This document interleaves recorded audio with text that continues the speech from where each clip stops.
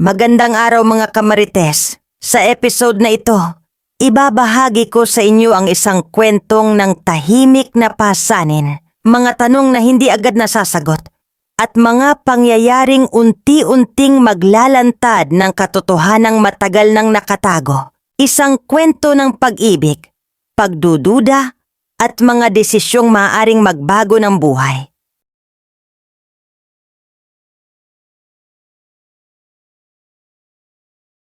Ako si Clara.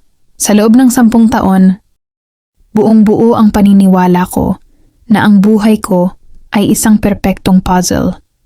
Kumpleto, walang kulang at matibay. Ang sentro ng larawan na iyon ay si Marco. Ang lalaking pinili ko at si Nina, ang best friend ko na halos kapatid na ang turing ko. Ang tatlong ito, kami ay hindi mapaghihiwalay, akala ko. Ngunit ang isang crack sa perpektong larawan ay nagsimula sa isang simpleng tingin. At doon, natuklasan ko na ang tinatawag kong pag-ibig ay isang kasinungalingan lamang. Ang kwentong ito ay tungkol sa kung paano ko sinukat ang lalim ng aking pagdurusa at kung paano ko sinuklian ang bawat patak ng luha ng isang tindi ng paghihigante. Isang paghihiganteng hindi ko inakalang babalik sa akin at maghahatid ng pinakamalaking twist ng aking buhay. Ang aming kondominium sa Makati ay laging puno ng liwanag at tawa. Ngayon, parang isang malaking malamig na kahon. 10 taon kaming magkasama ni Marco. 6 na taon kaming engaged. Ang singsing na ginto at may isang maliit na perlas ay isinuot niya sa akin noong Pasko. Ito ang naging sukat ng aming pag-ibig, simple, matapat at panghabang buhay. Pero sa mga nakalipas na buwan, tila nagiba ang sukat ng pag-ibig niya. Naging maikli, naging malamig. Marco, may meeting ka na naman? 9:00 na Oo, Clara. Urgent. May client kami mula Cebu na nag-aapura sa kontrata. Ang tanong ko isang gabi habang nagtitimpla ako ng gatas. Nakaupo siya sa sala, nakatitig sa tablet niya. Hindi man lang siya nag-angat ng tingin. Kailangan kong tapusin. Pero Marco, anniversary natin bukas. Gusto ko sanang magluto ng... Clara, huwag kang OA. Alam mo namang mahal kita, di ba? Maghanda ka na lang at babawi ako. May presentation ako bukas na nakasalalay ang bonus namin. Magtiwala ka lang sa akin. Ang huling salita niya, magtiwala, ay parang malaking iceberg na tumama sa dibdib ko. Dahil hindi na ako nagtitiwala. Ang lahat ay nagsimula nang makita ko ang kalendar niya. Nakita ko ang isang entry. April 15, 7 p.m., RP dinner. Akala ko, RP ay pangalan ng client. Pero nang hinanap ko ang client na yon sa database ng kumpanya niya, wala akong nakita. Kinabukasan, araw ng anniversary namin, wala si Marco. Nag-iwan lang siya ng text. Sorry, Clara, may emergency. Magkasama tayo sa weekend, promise. Mag-isa akong kumain ng pasta na niluto ko para sa aming dalawa. Sa gitna ng pagkain ko, tumunog ang telepono ko. Si Nina, ang best friend ko. Babe, sorry talaga, hindi ako makakapunta. May sakit ang nanay ko. Dinala ko sa ospital. Hala, sige Nina, ingat kayo. Tawagan mo ako kung kailangan mo ng tulong. Sa isang iglap, nawala ang galit ko kay Marco. Napalitan ng pag-aalala para kay Nina. Pero habang binababa ko ang telepono, may kakaibang kaba akong naramdaman. Nag-scroll ako sa Facebook at dahil sa aking matinding pagtataka, hinanap ko si Nina. At doon ko nakita, hindi sa feed niya, kundi sa isang maliit na photo tag ng isang mutual friend. Isang litrato. Kuha sa loob ng isang mamahaling fine dining restaurant sa BGC. Nakita ko si Marco. Nakangiti. May hawak na champagne. At ang nakaupo sa harap niya, suot ang paborito niyang red dress. Nakatawa at masayang-masaya si Nina. Ang caption ng mutual friend, Happy date night to the newlyweds. RP is real. RP, real pair. Sa sandaling iyon, ang singsing na suot ko ay hindi na sukat ng pag-ibig. Naging sukat na ito ng sakit. 10 taon ng pagtitiwala ay naglaho. Pagtataksil, Hindi lang ng lalaking mahal ko, kundi pati ng babaeng pinagkatiwalaan ko ng buong buhay ko. Pumatak ang luha ko. Pero hindi dahil sa sakit, kundi dahil sa matinding puot na nagsimulang umukit sa puso ko. Wala akong ibang naramdaman. Tanging ang matalim na pagnanais na sukatin sa kanila ang bawat patak ng luha ko. Maghihiganti ako. Pero hindi ako nagwala. Hindi ako sumigaw. Ang galit ko ay parang yelo, malamig, matibay at mapanganib. Dahil alam kong kapag nagwala ako, mananalo sila. Magiging bali ang tingin nila sa akin. Kailangan kong maging mas matalino, mas calculated. Sa sumunod na 2 linggo nagpanggap ako. Oh, Marco, ang galing mo. Sana makuha mo ang bonus. Ang sabi ko, habang kinukuha niya ang briefcase niya. Nina, kamusta si tita?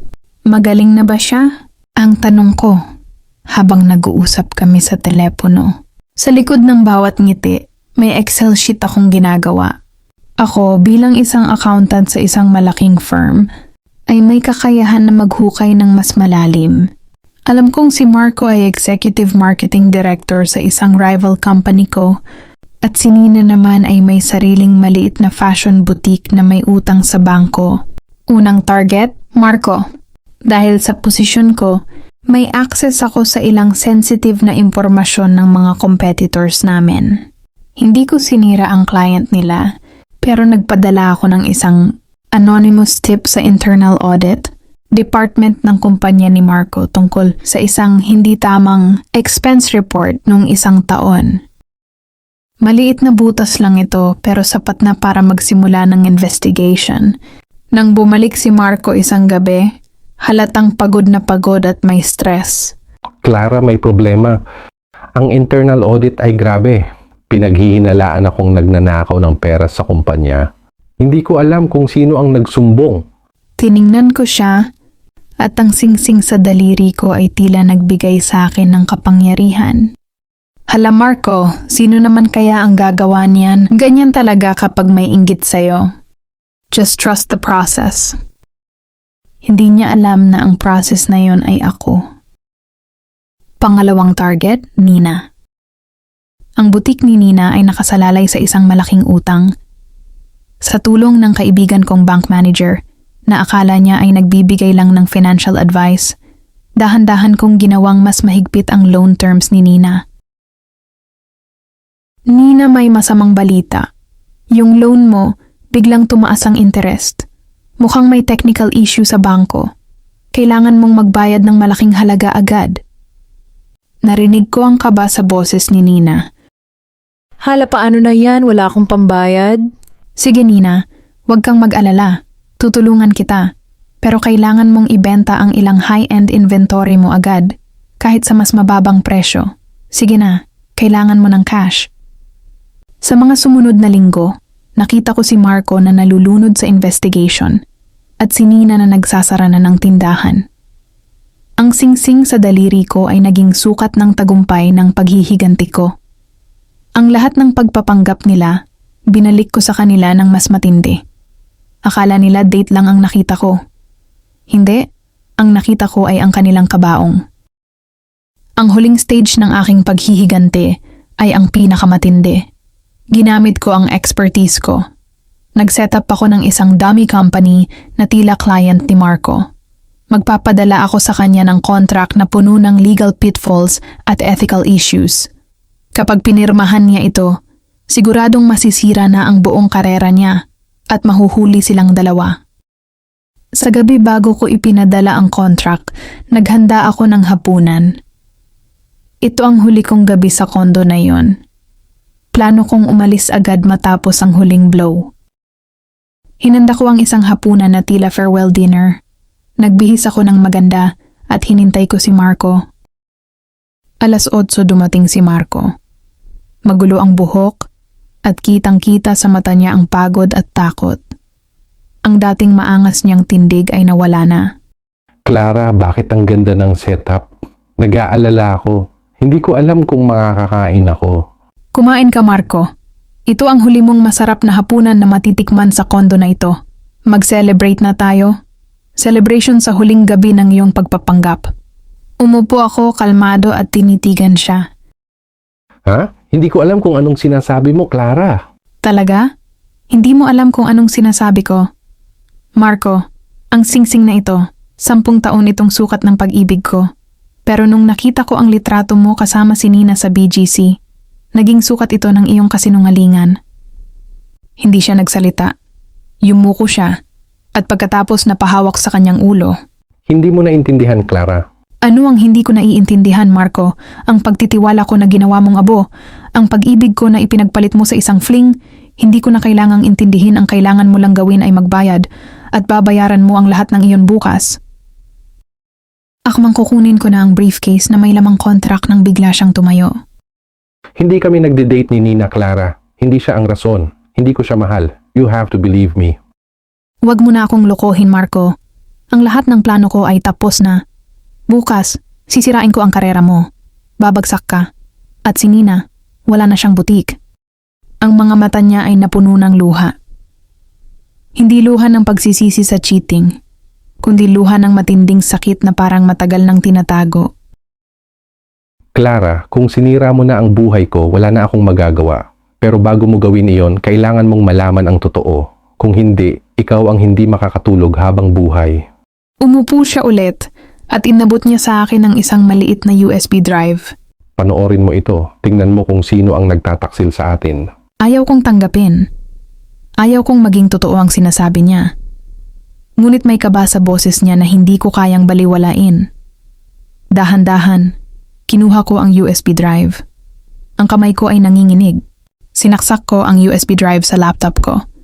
Nakita ko ang isang video file na may date ng April 15, ang araw ng anniversary namin. Ang video ay hindi date ni na Marco at Nina. Ito ay isang Zoom meeting sa loob ng isang pribadong ospital. Ang mga taong kausap ni Marco at Nina ay mga doktor at financial advisor. At doon, nakita ko ang isang document sa screen ng Zoom meeting. Nakasulat, Kidney Transplant for Lyra Reyes. Si Lyra Reyes. Ang bunso kong kapatid na babae, na nasa probinsya at akala ko'y nag-aaral lang. Narinig ko ang boses ng doktor. Ang problema, Mr. Reyes, hindi lang ang pera. Ang pinakamahalaga ay ang donor. Hindi namin siya mahanap sa local registry. Kailangan nating gamitin ang koneksyon ng International Foundation ni Miss Nina Cruz. Tumindig ang balahibo ko. Tumalo ng puso ko sa sobrang kaba. Narinig ko ang boses ni Nina. Alam ko ang foundation, Doc, pero ang foundation na ito ay hindi tumatanggap ng pera. Kailangan nilang makita na may nagmamahal at nag-aalaga kay Lyra at kailangang maipakita ni Marco na may malaking financial risk siyang inako para lang mailabas si Lyra sa waiting list. Nagpatuloy ang video at narinig ko ang matinding revelation.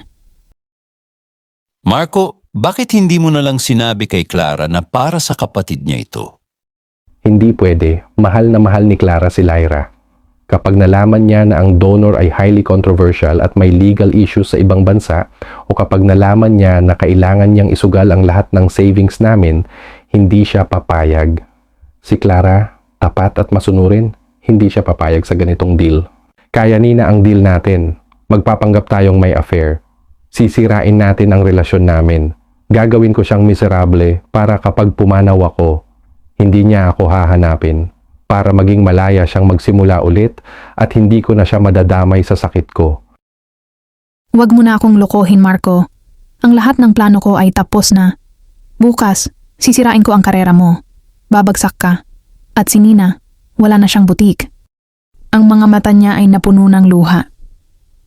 Hindi luha ng pagsisisi sa cheating, kundi luha ng matinding sakit na parang matagal nang tinatago. Clara, kung sinira mo na ang buhay ko, wala na akong magagawa. Pero bago mo gawin iyon, kailangan mong malaman ang totoo. Kung hindi, ikaw ang hindi makakatulog habang buhay. Umupo siya ulit at inabot niya sa akin ang isang maliit na USB drive. Panoorin mo ito. Tingnan mo kung sino ang nagtataksil sa atin. Ayaw kong tanggapin. Ayaw kong maging totoo ang sinasabi niya. Ngunit may kaba sa boses niya na hindi ko kayang baliwalain. Dahan-dahan, kinuha ko ang USB drive. Ang kamay ko ay nanginginig. Sinaksak ko ang USB drive sa laptop ko. nakita ko ang isang video file na may date ng April 15, ang araw ng anniversary namin. Ang video ay hindi date ni na Marco at Nina. Ito ay isang Zoom meeting sa loob ng isang pribadong ospital. Ang mga taong kausap ni Marco at Nina ay mga doktor at financial advisor.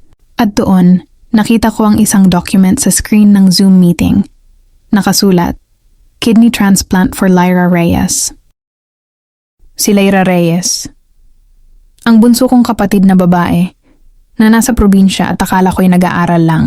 Narinig ko ang boses ng doktor. Ang problema, Mr. Reyes, hindi lang ang pera.